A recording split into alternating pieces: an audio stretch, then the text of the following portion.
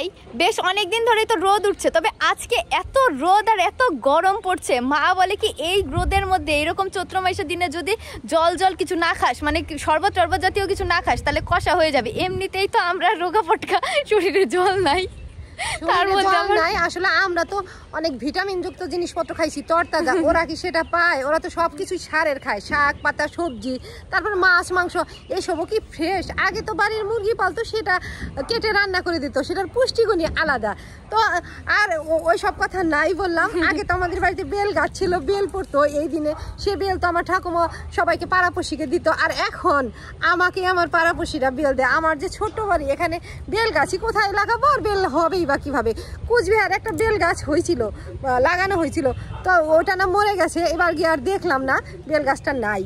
হয়তো ওই যে ছাগল টাগলে খেয়ে ফেলছে ছোট থাকতে, তো নাই বেল গাছ। আর এখন অত বেল খাওয়ার লোক নাই, এখনকার বাচ্চারা না বেল ওটা অত পছন্দ করে না, চামিচ দিয়ে খাওয়াটা। তো ওই পাশের বাড়ি থেকে আমার বান্ধবী, ওদের গাছের বেলগুলা খুব ভালো, খুব ভালো, ওদের বেল পড়ছে। ও মাঝে মাঝে আমাকে বেল দেয়। যে আজকে তো বাতাস হচ্ছে, ফেটে গেছে, দুইটা বেল দিয়ে গেছে, যেটা একটু ফেটে গেছে পড়ার পরে, আর ওইটা ভালো আছে। তো এটা এখন ভাঙবো না, এটা পরে বাসি পেটে খাওয়া যাবে। তো এটা দিয়ে এখন শরবত বানিয়ে দিব। শরবত না বানিয়ে দিলে তো খাবেই না, শরবত বানিয়ে দিলে তাও গ্লাসে চুমুক দিয়ে খাবে, ওই চামিচ দিয়ে খাবে। আমরা তো ছোটবেলায় বাসি পেটে বেল ভেঙে দিত, সবাইকে চামিচ দিয়ে দিত, ওই চামচ দিয়ে আমরা চেঁচে বেল খেতাম, কখনো পাকা। আর আমার ঠাকুমা কি করতো, আগের দিন রান্না বান্নার পরে, রাতের রান্না বান্নার পরে মা রান্না বান্না করলেই ওখানে ইসের মধ্যে উনুনে পুরা দিয়ে রাখতো। আর বেল পুরা দিলে সবসময় ফাটিয়ে পুরা দিতে হয়, নয় ওই পোড়ার সময় বেলটা ফাটে, আর চোখে লাগলে চোখ অন্ধ হয়ে যায়। একটা গল্প, এরকম একটা গল্প আছে ঠাকুমার ঝুলিতে, হ্যাঁ হয়ে যায়। তো বেলটা ফাটিয়ে পুরা দিয়ে রাখতো, আমরা পুরা বেলা খেতাম। এখনকার পুরা দেওয়ারও ব্যবস্থা নাই, অত বড় উনান নাই। আমরা যদি উনুনে রান্না করি, কিন্তু এই উনুনের আগুনে বেল পোড়া হবে না। তো যাই হোক, এই পাকা বেলটা দিয়ে এখন শরবত বানিয়ে দিব, শরবতটা খাক। এই যে এই বেল গাছটা, এই বেল গাছে অনেক বেল হয়ে আছে, একটু হাওয়া আসলেই বেলগুলা ঝরঝর করে পড়ে। জল ঢেলে বেলটা ধুয়ে নিলাম। এখন এই চামচ দিয়ে উঠে উঠে আর একটা গামলার মধ্যে জল আনছি, ওটার মধ্যে চটকে নেব।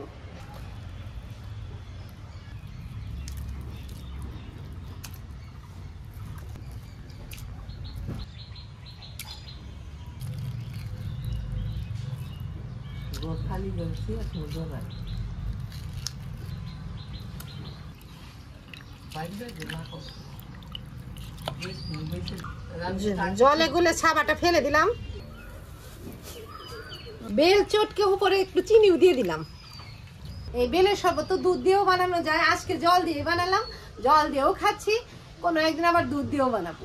চিনি দিয়ে গুলে নিলাম, একেবারে গ্লাসেই ছেঁকে ঢেলে দেবো, আর আলাদা করে গামলায় ছাকলাম না।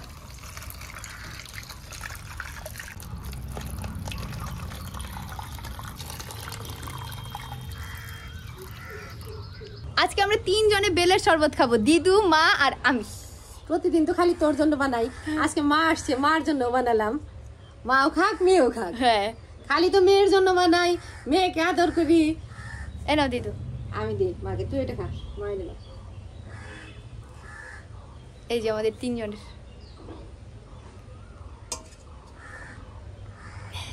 মিষ্টি হয়েছে,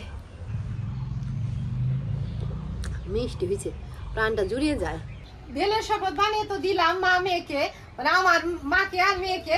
এখন বললাম যে বিকেল হয়ে গেছে, একটু সেমাই রান্না করে দিই। ঈদের আগে সেদিন গেছিলাম ভেলাসপুর, সেখান থেকে যে এই ধরনের সেমাই নিয়ে আসছি। এমনিতে তো সারা বছর এই সেমাইটা পাই না, প্যাকেট সেমাই আনতে হয় মুদির দোকান থেকে।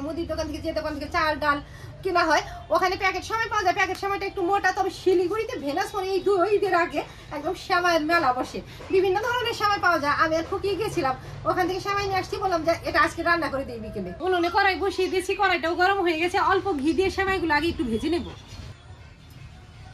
1/2 লিটার দুধ জাল দিয়ে রেখেছি, এতটুকু সেমাই ভিজবে না, ওইটুকু দুধে অল্প ভেঙে রেখে দেবো।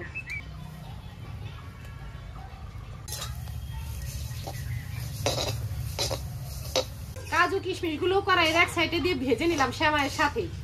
সেমাই ভাজা ভাজা হয়ে গেছে, আর গ্যাসের মধ্যে দুধ জাল দিয়ে রেখেছিলাম একটু আগে, সেটা নিয়ে এলাম। এখন সেমাইয়ের উপরে ঢেলে দেবো। 1/2 লিটার দুধ আর সেমাই 1 বল না, ওখান থেকে অল্প কম দিছি। আর 150 গ্রামের মতো চিনি দেবো।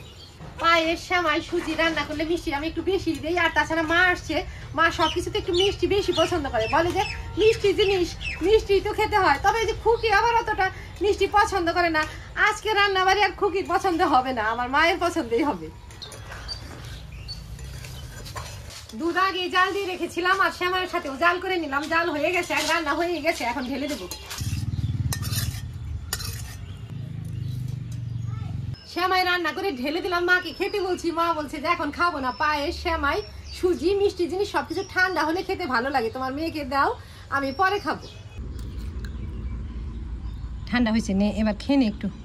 দিদু বললো দিদু এখন শ্যামাই খাবে না। দিদু সবকিছু শ্যামাই, মিষ্টি, মানে মিষ্টি জাতীয় জিনিসগুলো, শ্যামাই, পায়েস, সুজি সবকিছু না ঠান্ডা হলে পছন্দ করে, এমনকি বাসি খেতেও পছন্দ করে। বাসি খেতে মা বেশি ভালোবাসে, যে কোনো পায়েস মিষ্টিটা বাসি খেতে ভালোবাসে।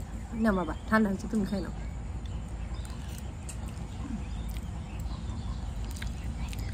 ভালো হয়েছে? ভালো হয়েছে। আমি অল্প খাই দিই। সেই স্বাদ, দিদু বলে সেই স্বাদ। নে মা।